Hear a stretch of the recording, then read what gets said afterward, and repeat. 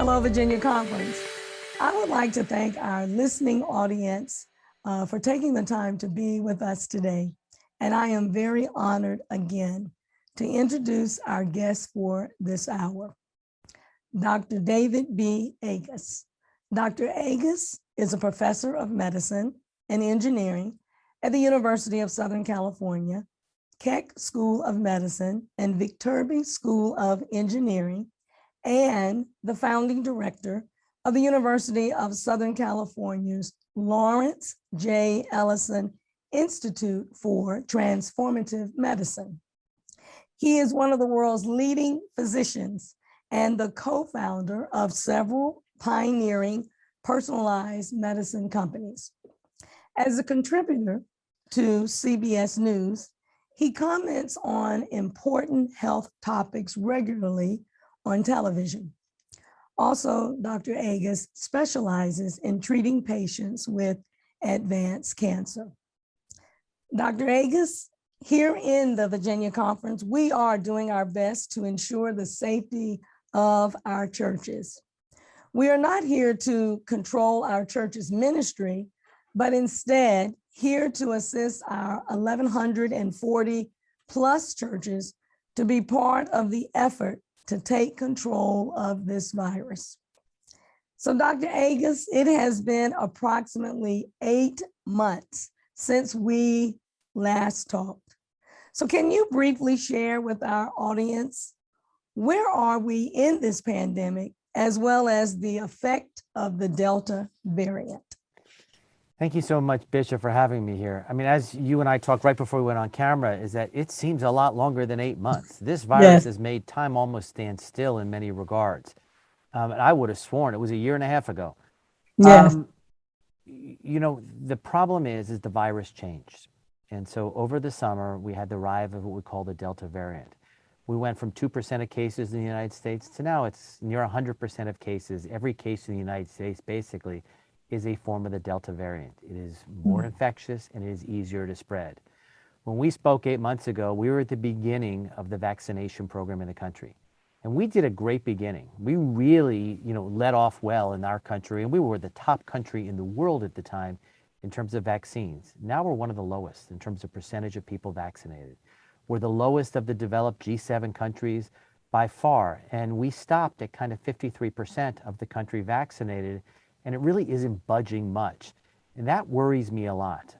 When you're not vaccinated, you can get the virus and spread it dramatically more than somebody who is vaccinated. So a lot of the naysayers say, hey, listen, people with the vaccine are still getting the virus. And that is true. There are breakthrough cases. The vaccine is amazing at what we call lower respiratory tract immunity. It protects your lungs really well. It's not as good for the upper respiratory tract, the nose, because it's a different immune system. And so classically, breakthrough cases are just a cold and don't affect the lung. That's why there's very few hospitalizations in these breakthrough cases, because the lungs are okay. You spread the virus mainly from the lungs. So while there's the same amount of virus in a vaccinated and a non-vaccinated in the nose, there's almost no virus in the lung of the vaccinated. And so that's why it is dramatically less spread from a vaccinated person.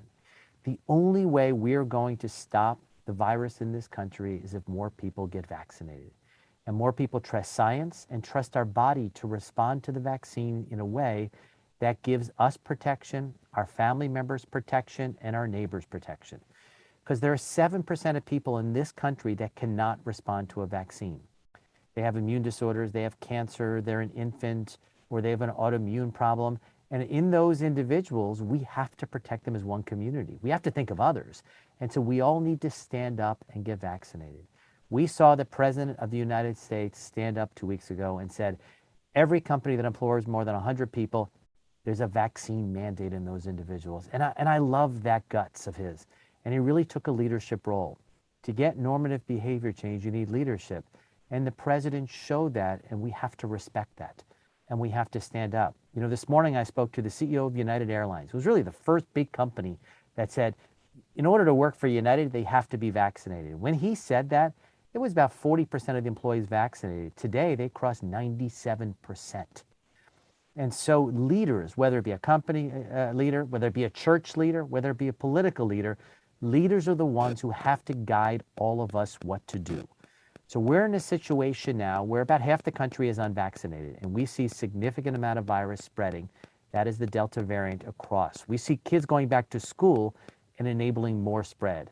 A few days ago, we had the Pfizer submitted to the FDA the vaccine for ages 2 through 11. And over the next 2-3 weeks, we're going to see that approved with an EUA, Emergency Use Authorization. So we're going to be able to vaccinate another 28 million people in our country. And those are kids who are very vulnerable to the virus and can spread it to others and are in school. So they're in close proximity. And you try to get a 3-year-old to wear a mask and social distance, it's a hard thing to do. And so they certainly need that vaccine, and it's coming. And I think all of us have to stand up, whether we're a parent, we're a grandparent, and really make sure that we protect that next generation of children. We're seeing parts of the country now with ICUs and hospital beds filled, and we don't want that. What that means is, in these parts of the country where the virus is flourishing, it's not just the people with the virus. We're stopping all elective procedures. Remember, an elective procedure is having a heart surgery, having cancer surgery. Those are what we call elective procedures. And those patients can't go into the hospital because there's no room for them. So we're having people who are presenting much later and more advanced with cancer that has spread, heart disease that is causing major problems and even deaths, and many other medical issues that can't be dealt with. So we have to stand up and start to protect our citizens, whether it be in our churches, in our community, and really try to help all of them. And it frustrates me. I get upset every night when I think about it, is that this was preventable. We've lost more lives in this pandemic than we did in the Spanish flu in 1918. This was preventable because we have a vaccine, and we have to stop it now. Well, thank you for just giving us that brief synopsis. And I'm going to begin by just asking you what I consider some general COVID questions that people ask all the time. First of all, can you explain the concept of variants? Why are there variants? And does it mean we will be hearing different types of variants in the future? For example, the Lambda variant several months ago was discovered in Houston. So can you explain to us the concept of variants and why are there variants? Over 1 million years of evolution, humans, our genome changed 1%. This virus can change 1% in a day. And so the problem is this virus has evolved a really good way of sticking around, which is changing its RNA, it's changing its genome. And so when it does that, sometimes its characteristics can change, and sometimes it looks differently to our immune system. So a variant of concern, that's the ones we care about. That's the Lambda you mentioned, the Mu variant, the Delta variant. Yes. Those are ones that they're more infectious by definition because they were able to dominate. So they went from a couple of cases to the most dominant ones very quickly. And what we worry about is that the vaccines were originally made to the original strain of COVID that was found in a town called Wuhan in China. And as the virus changed, for example, this Delta variant, think of it this way. When you have the original one, your immune system can recognize, say, 10 spots on it. But as the variants come, there are fewer and fewer spots the immune system can recognize. So you really need to keep a high level of immunity to be able to fight it off. So that's why booster shots are going to be necessary, is to keep that level of immunity high to fight the variant. On Monday of this week, myself and a whole team of people launched what we call GPAS, which is the global system to look at variants, where every country in the world now is putting their data into one spot, and we could see on a big map where things are happening as the virus is changing. The good is there are other variants, Mu and Lambda, but they seem to be sensitive to the vaccines, and they're not spreading anywhere near Delta is. Delta is still close to 98, 99% of the cases in the United States. So right now, there are no other variants that I am worried about here in the United States, which is a good statement. That being said, it's going to change. And at some point in the future, we're going to have a variant that is evading the vaccine. And what we'll have to do is, at that point, get a booster that targets that variant. And it shouldn't be a big deal. We're building the infrastructure now to do it. And it shouldn't be a panic like it was 19 months ago when this all began. But it is in our interest, every citizen of the United States, every member of your church, it is in their interest that we vaccinate and help vaccinate the rest of the world.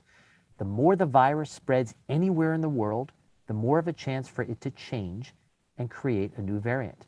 So we're working very hard to disseminate the vaccine in some of the Asian countries, in Africa, because we have to vaccinate those individuals, not just because it's the right thing to do, and it is, but Right. also to protect us from variants. We kind of get a twofold benefit there. And so getting them, and they have the same issues we have. We can get vaccines there, but getting them into arms is hard. We call that vaccine absorption. So we're now getting vaccines to most countries in Africa at a pretty good clip, but the absorption isn't where we need to be at. First of all, they're at airports, and the vaccines aren't needed at the airports, they're needed throughout the country. So getting them there, we're working on. Some of the African leaders have said, hey, I'm not taking this vaccine, I don't trust it. And so the citizens of that country then don't trust it. So we have to develop education programs and make people Yes. understand these vaccines are safe, these vaccines work, and they save lives, and we have no choice but to use science and our own immune system with the science to fight the virus. Okay. Can you share more about the effectiveness of the vaccine against the Delta variant? Because that's the one that we hear the most about. And as you mentioned, is most contagious. Can you share a little bit about the effectiveness? So the good is that all three vaccines approved in the United States, Johnson & Johnson, Moderna, and Pfizer, are excellent at fighting the Delta variant. Yes. The problem is that with Moderna and Pfizer, every month you lose 6% of your immunity. So if you had it 6 months ago, you've lost a third of your immunity. J&J started with a lower immunity, but it falls less. But they're all very good. And what we saw in data from Israel, is if you took people 6 months out and you gave them a booster, the number of breakthrough cases went to near zero. And nobody was hospitalized when they were exposed to Delta. So while the vaccines now are fantastic at blocking serious illness, I think we as a society want more, and that's where the boosters come into play. So starting at the end of last week and this week, you have the FDA and the CDC debating the boosters. What the FDA said is that anybody who is occupationally exposed to COVID, a teacher, a healthcare worker, a minister, somebody who works in an office with other people, those individuals should probably get a booster 6 months after their last shot. If they're 40 years of age and older, is my gut is what will come of these conversations.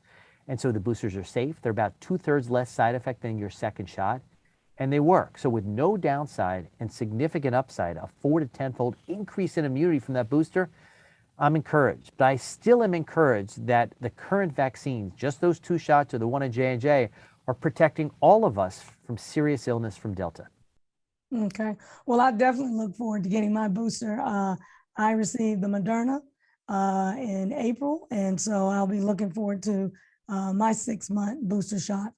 I would give it to you, but I'm far away. It's about a 3,000-mile drive, or I would do it for you. Yes, because you are in California. You've mentioned breakthrough cases. Can you explain why we are seeing breakthrough cases despite people being vaccinated? So, the notion is breakthrough means the vaccines are working. And I think to the counter, when you get a breakthrough case in general, it's just mild. You get a little cold. Most of the time, people don't even know they have it. They just test positive. Maybe you're sick for a day or two with a fever and you get better. You would have been dramatically more ill if you hadn't had the vaccine. And we're not seeing serious illnesses. Close to 94% of the hospitalizations are the unvaccinated. And that's an amazing figure if you think about it. Half the country is vaccinated, half is not. But all the hospitalizations are the people who are unvaccinated. Right. So the vaccines are protecting pretty dramatically well from that serious illness. And that's what we have to go on. What I care about, I don't care if you get a cold. I mean, obviously, I don't want you to get a cold. And it doesn't bother me as much if you get a cold. But what I don't want you to do is to be hospitalized, to be seriously ill, and to potentially have lung and other ramifications of that virus from the rest of your life. So they're working. There are some breakthrough cases. They're generally mild. Let me ask you this question, because this causes some confusion. Do people who recover from COVID still need to be vaccinated? And can you share why people with natural immunity still need the vaccine? It's a great question, and I think been very misleading by the media. If you had the virus, your immune system makes a response to the whole virus. The problem is that only that spike protein is required for that virus to get inside your cell. And so when they say, well, the antibody levels are very high in people who had COVID before, they're the wrong antibodies. They're not what we call neutralizing antibodies. They're not the antibodies that will block you from getting sick again. So we're seeing patients that, or people that had COVID before, are Yes. very commonly getting a Delta variant now and getting very, very ill with it and being hospitalized. So prior infection doesn't give you enough or the right kind of immunity to protect you. And so you need those vaccines. And what we're seeing is, right, and that's why the policies came into place. That's why the president said, hey, you need a vaccine if you want to go in the workplace. That's why bars and restaurants say, you need to show us you have a vaccine to come in. That's why Right. Bruce Springsteen said, you want to come to my Broadway concert? You need a vaccine to walk in. And I think that's what's important. You're going to see, the United States say, hey, in order to travel on an airplane, you're going to need a vaccine so that you don't spread it to others who are on that airplane. Let me ask you this. We are hearing, or I can say folks are sharing, that there's a new Lambda variant. Is that true? And is it something we should be concerned about? Right now, no. I mean, there are Okay. new variants happening of Lambda, of Mu, and of Delta, but they aren't of concern to us right now in that they still appear to be responsive to the vaccines, and they're not spreading much. Remember when Delta, when we really got concerned about, it went from 2% of cases in the United States. A week later, it was 12%, then it was 30%, then it was 40, then it was 80, then it was 97. That means it's crazy infectious. The other ones aren't spreading like that. So they're not as infectious. And right now, things could change, but right now, we're not worried about them. Well, we've had people here in the Virginia conference to send us questions. And so I'm going to shift to some of those questions. One of the questions is, will this pandemic turn into being an endemic? We're not trying to, excite people or stir people up, but will this be an endemic at the end? What's going to happen is, over the next several weeks, I think we're going to see a decline in Delta. So by the end of October, beginning November, we're going to be in a better situation than we're in now. If we can get more people vaccinated in the United States, I think that we're going to be able to stop worrying about this virus. It's still going to be around. Every year, especially as we move indoors in the winter months, there'll probably be a spike somehow.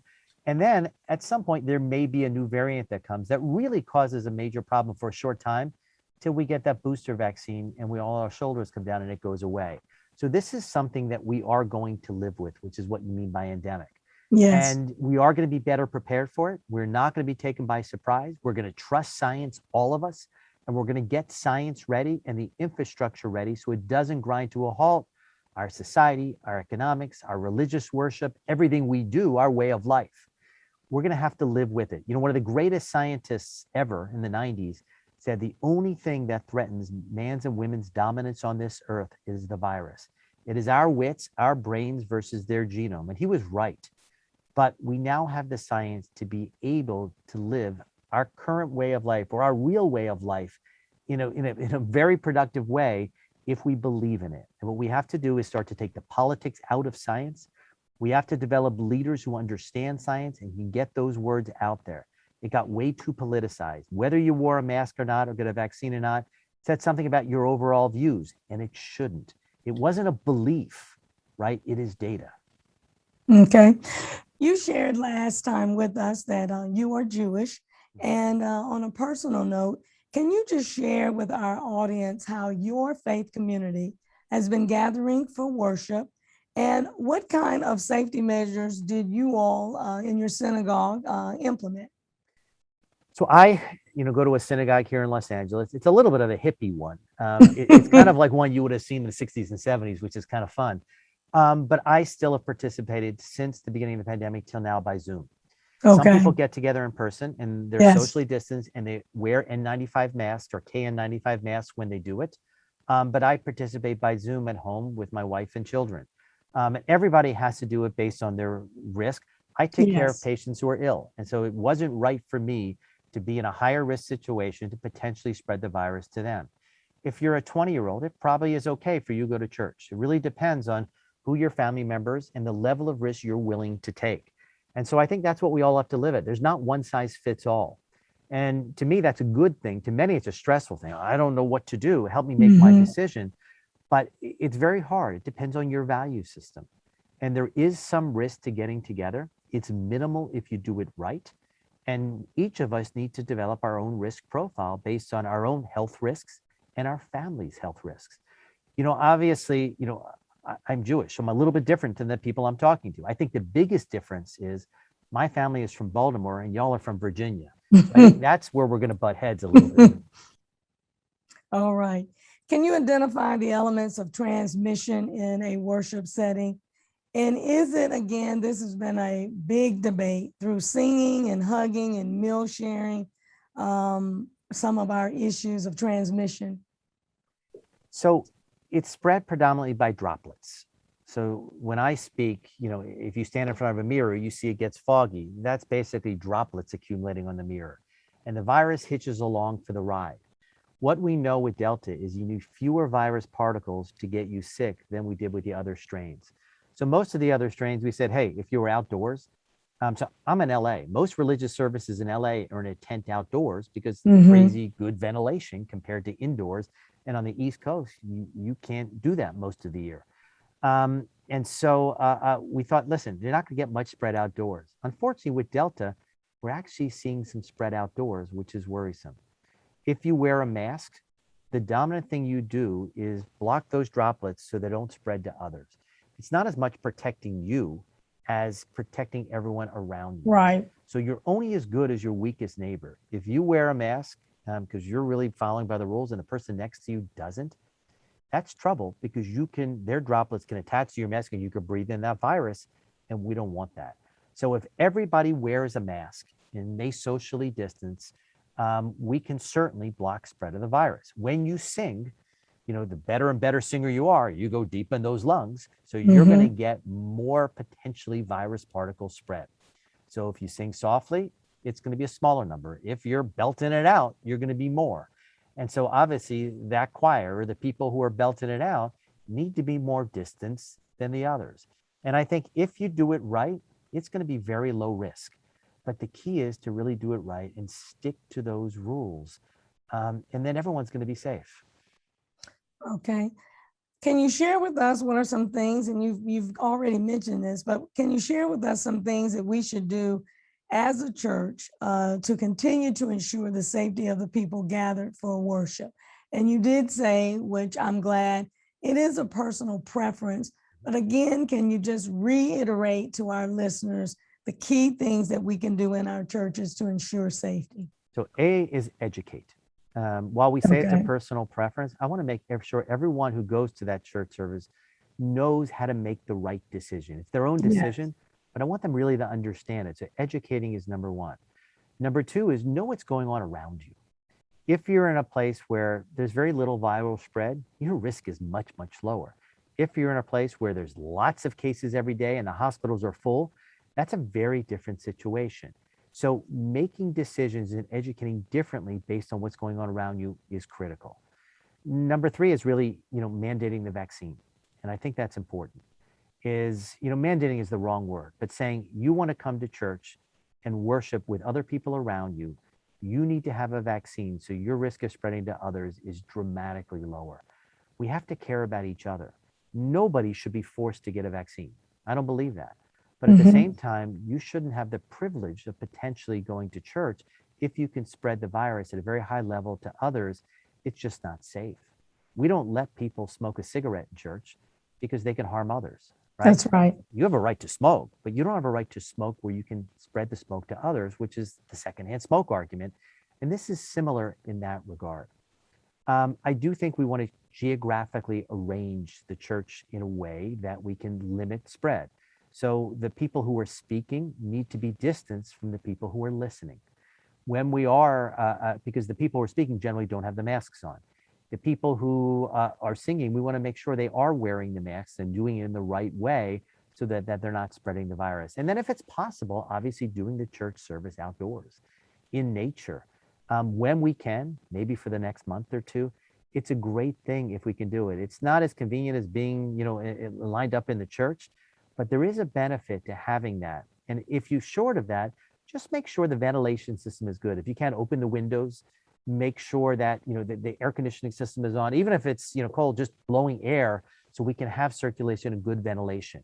We know ventilation matters with this virus. And the more we can get the air to circulate well, the less there's going to be a chance of virus spread. What is the role of the church to continue to encourage their members as well as the community to get vaccinated? How do you feel the role of the church? I think the role of the church is paramount. You guys are in charge here. You probably have more power on the people who worship in your church than anybody else does in their life. And with, as said in the movie Spider-Man, which is where I get most of my wisdom, with great power comes great responsibility. And that's what's key here, is that all of you have power of the people in your church, and power in a way to educate real about science. And if you don't understand it, it's incumbent among you to figure out how to do that and either bring somebody in who does or learn yourself. And I think that's so critical. Here's an aspect that you can radically affect their life and everyone in their family's life. If they get sick, even if they survive, they may have ramifications from the virus from the whole rest of their life.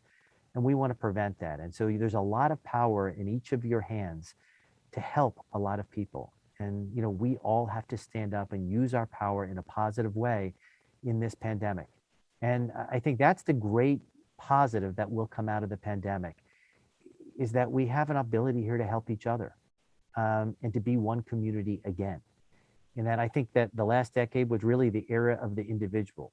And I think going forward now, this is the era of the community. And really to make people understand that it's not just you. We're the only country I know with a Bill of Rights. I have a right to do this. I have a right to not wear a mask. I have a right to do what I want. But you don't have a right to harm others. We are one community. And if we could take that positive out of the pandemic, we'll have really gained something here. Doctor, excuse me. I totally agree with you. I think that we cannot stop sharing the importance that it's not an individual. We are in this together. We need each other. We need to continue to wear the mask when that is appropriate in certain areas, of course, indoors. We need to still social distance, washing our hands, doing all the personal hygiene that we still need to do to improve. I am also curious, I asked you this last time, there was, of course, the big concern within the African-American community about vaccines, and as well as we see different reports about people of color. Have you all noticed in your research the improvement as we've gone through the pandemic, or as well as education of people being educated, of the improvement of people of color getting vaccinated? Yeah, it's pretty cool. I mean, well, it's either cool or depressing on how you look at it, is that it's really bumpy. In that there are areas where you have great leaders, great people of color leaders, where the vaccine rates are through the roof. And they basically make every other parts of society look bad. And there are areas where it's remarkably low, and in those areas there aren't good leaders. And so it's really patchy in that regard. And I think the patchiness to me is a ray of hope and optimism, because if some communities can do it, they all can do it. If it were all low, I'd be much more worried, because we're seeing that patchiness. To me, it really means that it's achievable by every community if we get the leaders to step up and do the right thing. Okay. 2 weeks ago, I was in a church in Roanoke, and I was very impressed to see that in this church, all leaders that work with children, of course, wore masks. All of the kids were wearing masks. And we believe that our children are one of the most valuable members. Well, everybody is valuable, but of course we love our children and we know that they are the future. Can you share some ideas on how we can protect our children? What's amazing is how resilient our children are. Our children, nowadays, most of them don't even notice they're wearing a mask most of the time. That's correct. We thought, oh my gosh, they're going to go crazy. They're not going to learn anything. They learned on Zoom, and now they're back and they're doing very well. We have amazing children in this country, and they continue to impress me. What we need to continue to do though, is normalize that behavior. They can't see the discord about, well, I have a right not to wear a mask. They need to wear a mask until they're vaccinated. And right now, many children under the age of 12 are not able to be vaccinated. In fact, if you look across the country, the worst group in vaccines is age 12 to 18. We haven't done very well with them. So we need to do better at protecting our children. There's a notion, hey, children don't get that sick. It's okay if they get the virus. But the problem is they can get really sick. And we're seeing, several thousand hospitalizations a week of children across the country that just don't need to happen. So we need to figure out ways and continue to do what we do, which we know works, which is making them wear a mask until there's been vaccines. In the LA County School District, we're the second largest school district in the country. We have mandated vaccines to people who are eligible in the LA County School District. And I applaud the directors of that school district for standing up for the health of their children. And I think that's fantastic. We need to do that, obviously, with all the teachers now and every school district in the country. We need to protect them. And the kids that can't, we need to continue to praise them for wearing the mask and distancing and doing the right thing. As much as possible, have those playtimes outdoors. Try to do tasks outdoors if you can with them. Really do things so they don't have to get together very tightly in a group. They could be somewhat more distance. And just make the mask normal so they don't even notice it. I was with a child yesterday. He was 4 years old. He was telling me about just went to school, what his class was like. And he didn't use names. He called them by their mask. There was Spider-Man, there was Mulan, there was the princess, because they each had a different, basically Disney-themed mask. And it was kind of funny how that became their identity. It was great. Well, in our churches, we do host a lot of preschools, and we've gotten this question a lot. How can we ensure the safety of our children, but at the same time, continue the day-to-day ministry of serving our communities, and even speaking specifically about when we are hosting preschools? First of all, you got to make sure the parents are vaccinated. I think that's critical. And so they don't spread to the children and vice versa. Number two is we have to make, no matter where you are, no matter the color of your district, red or blue, we have to make sure that everyone is wearing a mask so we can protect the children and protect their families, because those children go home and they have parents and grandparents and neighbors they interact with. And so we really need to build that in there and to educate the children. While our children are our future, they're also our present, and they're also our conscience. And so I think it's on all of our consciences if we don't do that. And so we can have great education for the children. It can be in person and it can be done right. And what we've seen is the districts that do that, or the schools that do that, or the kindergartens or nursery schools that do that, they have excellent outcomes. And there are very few, if any, cases there. The key is to do it right and to really be thoughtful in every aspect in how you do it. And it may be that you go out of that quaint little classroom and you're going to go into the bigger church area for your class because there's more room there. That's okay. So it's not going to be perfect right now, but I guarantee you they're not going to be wearing masks all year, right? I think that we're going to be able to get vaccines for kids 2 through 11 by the end of October. And I think that the number of virus cases are going to fall dramatically in places like Virginia over the next month or two. So masks will be off and we'll be back to a more normal way of life. And then we have to convince the parents, if your child has a runny nose, they shouldn't come to school. They're not going to be penalized, but this is going to be our new normal. If they're a little bit sick, you don't say, tough it out and go to school. You say, let's keep you home. That has to be the new normal, and we're all going to do well. Finally, Dr. Agus, are you still sending out your weekly or text information? And if you are, can you give us that information again so that we can put it up on the screen? I would be privileged to, and yes, I am.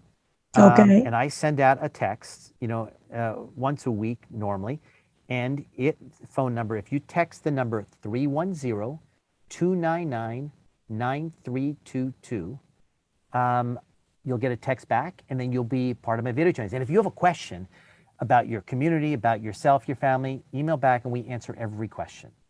And it's certainly my privilege to be able to educate in this way. My kids would say, Dad, you don't know your number by heart? No, my kids are right. I should, but I don't. I had to look it up. Okay. Can you give us that number again? But we will put it on the screen as well when we edit this and everything. Can you give me the number? 310-299-9322. Okay. Well, Dr. Agus, again, I know you are very, very busy. I want to just say to you, I thank you for all of the research that you are doing, not only with COVID, but also advanced cancer patients. I want to thank you and your staff for joining us. As I said, I thought we met a year ago, but I was corrected. It was only 8 months. I am hoping and praying that the next 8 months we will do a whole lot better, not only in Virginia, but in just the entire world. I just want to say to our Virginia Conference clergy and laity, I hope that you all have found this time beneficial with Dr. Agus. And Dr. Agus, again, I said this the last time, we will here in the Virginia Conference continue to pray for you and your staff and all of the work that you are doing.